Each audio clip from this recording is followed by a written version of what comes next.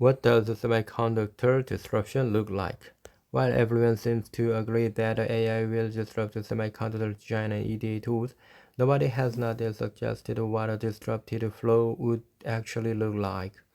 When conducting an interview for my article on the incorporation of the AI within the EDA tools, Anand, Anand T, uh, Tiruvekadam, Senior Director of and Head of AI Product Management at Synopsys, said, AI has the potential to transform how customers do chip design. The entire EDA flow can be disrupted with AI. He's not alone in making this kind of statement. Each year, I do a prediction piece, and I ask about how AI will disrupt the EDA. Quite disappointingly, nobody has ever given me a good answer beyond their recent press releases. Disruption is very difficult to foresee. I understand that, but best people seem to be able to come up with is that the agent will make people more productive. I do not believe that is disruption. Disruption. That is productivity and the aid that enables an engineer to what they do already better or faster. Don't get me wrong, this is valuable, but not disruptive. It enables companies to potentially replace several engineers with a single as an engine as a bunch of agents. They now have a collective wisdom they have captured within those agents. But the true disruption happens when the task they perform changes. When ChatGPT made its public appearance almost 3 years ago, I said at the AC panel that I signaled the end of the term to Google something. People thought I was crazy, but yet in the 3 years, what types of something into a Google search bar and just expected to see a list of websites? Probably nobody. At the very least, the search engines has scraped the relevant website and provide a summary that often provide enough information to satisfy the reason why you did the search. In a second opinion piece in the communication of the ACM, Moshe Vardi went to further and said it potentially signaled the entire collapse of the World Wide Web, including the notion of the website. Because who will spend time and effort building them if nobody ever actually visits the site? All you are doing is providing information of which AI can be trained, and good luck trying to monetize that. Another part of his thesis is that the AI starts to eat its own tail and think it's learning from itself. Bias and errors become increasingly built into a system. In this context, it can cement bias like racism, sexism, and etc. Some of those issues relate to what may potentially happen chip design and EDA. If we do not start the discussion then, a lot of costly mistakes could be made. Chip design is complex, usually complex. My high school English teacher would have read my knockers for that. The increasing complexity, driven by Moore's law, has meant that compromises have to be made.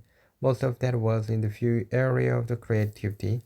It was quicker and cheaper and safer to incrementally add onto what was already known rather than go back and bank sheet of each paper each time. The introduction of IP cemented this notion even further, and the need to perceive the legacy software locked in the software architecture. This is all biases in the terms of design. The rise of parallel processing did not come to about because it was deemed to be good. It came about because of the limits of the single processor architecture had been reached. It took a further decade of more before it started to see significant adoption, and the introduction of the early machine language technology became the comparative event for a serious development. Assuming that an AI-powered chip design tool existed and was trained on the collective wisdom of the entire industry at the time, would it have been able to make the lab live on its own? I seriously doubt it. While it would have known about parallel processing, which was a lot of common back in 1980s than it was in the 2010s, and it was would have known how to write code to target them. The bias of the single processor design would overwhelm. It would have learned using a multi-single processors, often acting as agent to contribute a little bit to functions of the total. Thinking audio processor, USB controllers as graphics controller, rather than a central heterogeneous processor that could have everything more efficiently. Did NVIDIA set out to create an AI processor? No, this may incremental steps to satisfy need of their customers. It was well-known application, computer vision, which had a sufficient data set for training, plus the availability of the suitable hardware. The deep learning was first shown to be superior to rule-based systems that sparked the many of the advanced we see today. The notion of the semiconductor AI system being trained or using data is never going to happen. Each company focuses on a particular type of chip, a particular type of the problem, such as mobile, automotive, data center, and etc. Their bias is even more ingrained.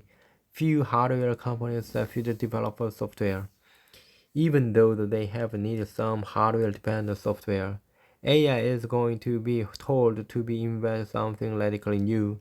It will ask to make incremental improvement to either that hardware or software. What could a semiconductor disruption look like? I don't think it will happen overnight, and I don't think it will happen at once. I would expect the EDA disruption to first appear in something like a high-level synthesis, where a tool could be trained on a large collection of architecture. A suitable amount of data is used for this training, and it could be enhanced by the individual companies. This would enable it to take into an English-like specification and generate code that would have taken through the traditional EDA flow. The while that has been the global HLS since its inception, it has proven to be a difficult or not very viable in constrained applications. System C has not really been accepted as an input language, and even then, tools require a highly constrained set of language construction. But if AI can have made this reality, the user base could expand in 10 times to 100 times when custom design becomes accessible to a much larger community. That is enough to shift to the leader for the entire EDA flow, and was why there was a large investment in this technology when it first emerged. Virtual prototypes will also need to be able to operate on those specifications so that errors or omissions can be identified, and sequentially equivalence checking will need to be significantly advanced so that the confidence can be shown in the AI transformations. Over time, that new core flow will bring in more of the agentic purpose to look after things like power, cost, and etc. I read this article. What does semiconductor disruption look like? Thank you for your time. See you next time.